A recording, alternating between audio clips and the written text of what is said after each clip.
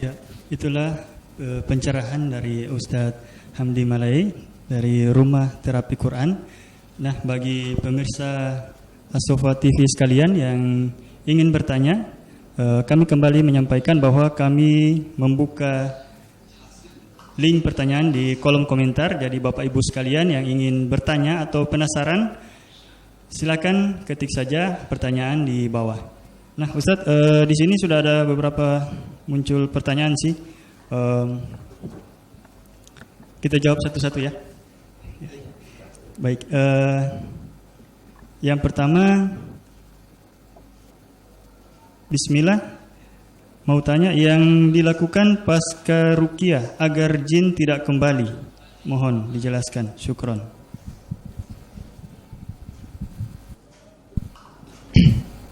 Iya, pertanyaannya setelah ruqyah jin tidak lagi kembali. Perlu kita perhatikan, kita melakukan ruqyah, apakah jin di dalam tubuh kita sudah keluar atau tidak? Ini yang harus kita perhatikan. Jangan sampai ketika kita selesai meruqyah, jinnya masih berada di dalam tubuh. Di dalam tubuh kita. Nah, kalau jin masih berada dalam tubuh kita, maka berusaha kita mengeluarkannya. Adapun kalau jin sudah keluar dari dalam tubuh kita, bisa kita deteksi, bisa kita perhatikan tidak ada lagi gejala-gejala gangguan jin di dalam tubuh kita. Maka kalau sudah seperti ini, sudah masuk seminggu, 2 minggu, sebulan atau setahun, gejala-gejala gangguan jin ini sudah hilang secara total. Insya Allah seperti ini berarti gangguan jin sudah hilang. Sudah hilang. Apa yang harus kita perhatikan supaya jin ini tidak kembali mengganggu kita?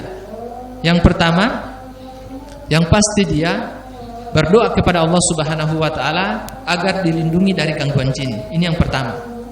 Yang kedua adalah dia menjaga salat 5 waktu. Menjaga salat 5 waktu.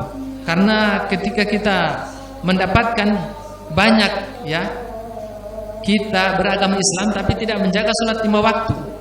Tidak menjaga salat 5 waktu, maka orang yang seperti ini saya sarankan agar dia menjaga salat 5 waktu. Dan bukan saran sebenarnya, wajib, karena dia berdosa ketika meninggalkan salat. Kemudian yang ketiga, dia rutinkan untuk meruqyah diri sendiri. Ya, meruqyah diri sendiri. Bagaimana cara meruqyah?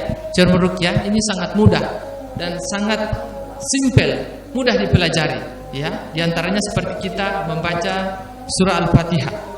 Ya, surah Al-Fatihah, kemudian boleh tangan kita seperti berdoa, dan setelah selesai membaca surah Al-Fatihah, ditiupkan di tangan kita dan diusapkan di seluruh tubuh.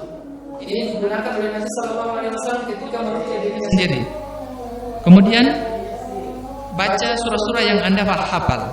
Misalnya Al-Ikhlas, Al-Falaq, An-Nas, ini bisa digunakan untuk meruqyah diri sendiri. Kemudian yang terakhir, saran saya agar kita terbentengi dari gangguan-gangguan jin, jangan lupa membaca ayat kursi. Ya, ini sudah populer namanya ayat kursi. Allahu la ilaha illa huwal hayyul qayyum. Sebelum tidur dibaca. Ya, disebutkan orang yang membaca ini akan dijaga dia sampai esok harinya. Apakah itu dari gangguan sihir, dari gangguan jin, atau dari gangguan-gangguan sesuatu yang membahayakan kita. Ini disebutkan kita dijaga karena mengamalkan ayat ini. Mungkin itu dari saya, semoga bisa ditangkap dengan baik.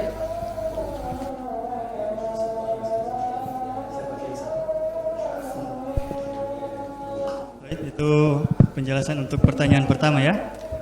Kemudian ada lagi ini Ustadz. Pertanyaan kedua yaitu, nah ini sesuai tema kita malam hari ini, hukum menggunakan Quran sebagai tamimah. Nah, mungkin bisa dijelaskan juga sedikit tentang tamimah ini, Ustaz. Silakan, Ustaz.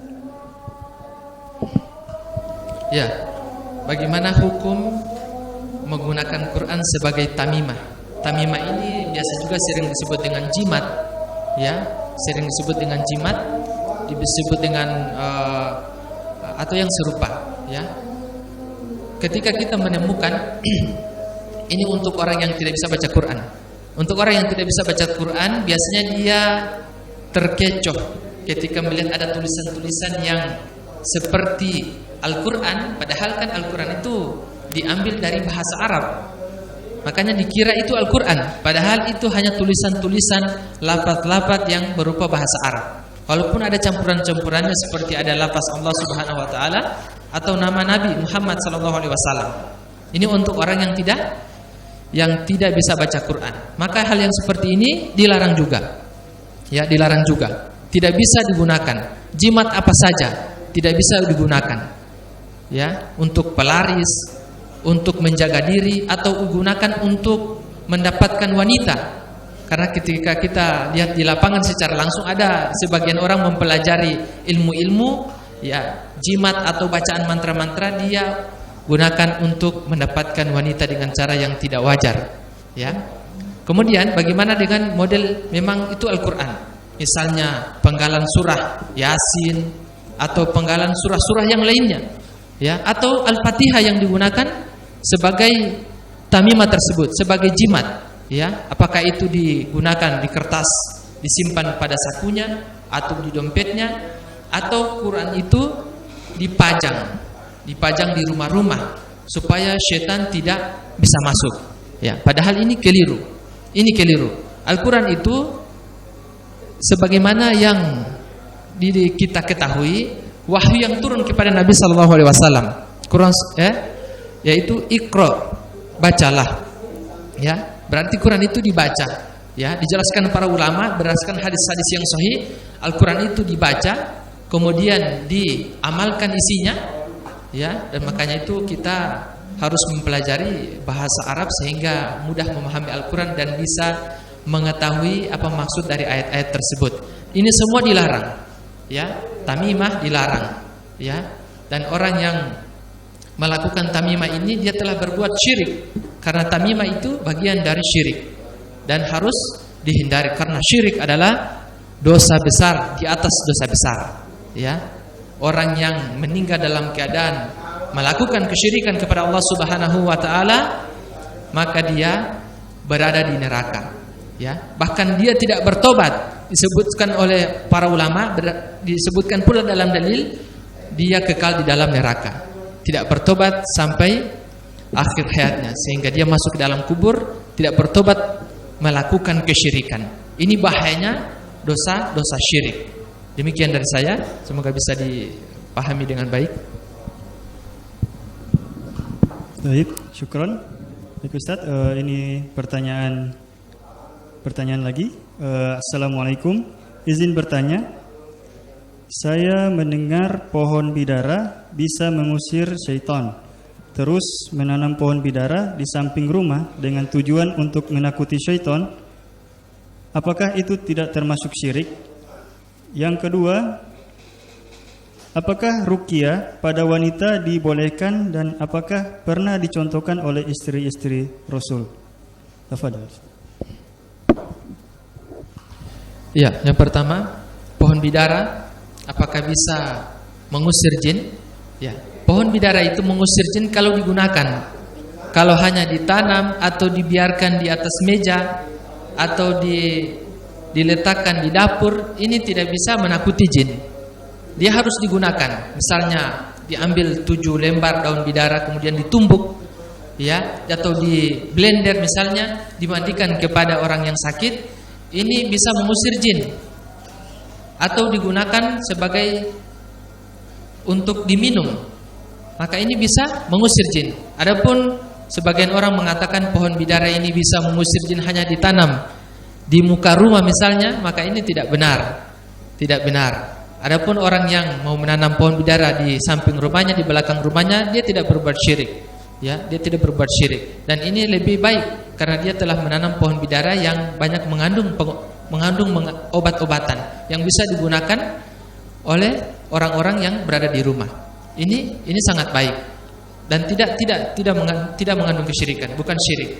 Hanya saja harus diluruskan tentang pemahaman-pemahaman bahwa pohon bidara ini bisa menakuti jin. Nah, ini tidak benar kecuali dia digunakan. Apakah digunakan untuk mandi maupun digunakan untuk minum.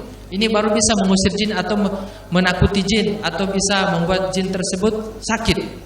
Ini boleh, ya. Adapun yang lainnya itu tidak benar. Ini harus diluruskan.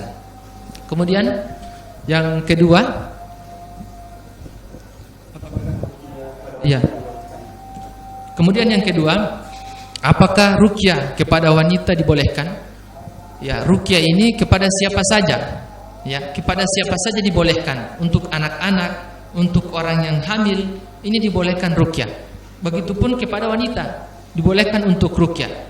Dan sebaiknya kalau ada yang bisa meruqyah wanita juga, maka peruqyahnya wanita. Ini lebih bagus sebenarnya. Tapi kalau tidak didapatkan peruqyah wanita, maka boleh peruqyahnya ustaz. Ya, peruqyahnya lelaki. Ini bisa diruqyah. Dan ini tidak ada perbedaan pendapat ulama. Tidak ada perbedaan pendapat ulama bahwa ruqyah ketika laki-laki meruqyah perempuan ini dilarang, itu tidak benar. Kecuali kalau dia melanggar dari dalil yang lain besarnya. Dia meruqyah hanya sifatnya dengan peruqyah. Ini dilarang, tidak boleh berdua-duaan. Ada hadis yang sahih mengenai ini. Dilarang berdua-duaan yang bukan mahram, harus ditemani mahramnya. Kemudian pada saat meruqyah menggunakan alas tangan. Ya, alas tangan, karena jangan sampai dia menyentuh pasien untuk meruqyah. Ini dilarang. Ada hadis Nabi sallallahu alaihi wasallam, ya, lebih baik seseorang itu ditusuk dengan besi kepalanya daripada dia memegang yang bukan mahramnya. Ini berkaitan dengan dalil-dalil yang lain, ya, sehingga meruqyah wanita itu harus diperhatikan juga syarat-syaratnya sehingga tidak menjadikan sesuatu yang maksiat. Padahal ini pengobatan yang dianjurkan oleh Nabi sallallahu alaihi wasallam, tetapi malah hanya mendapatkan maksiat, mendapatkan dosa kita di sisi Allah Subhanahu wa taala. Ini dari sisi pelarangannya. Adapun secara umum itu dibolehkan.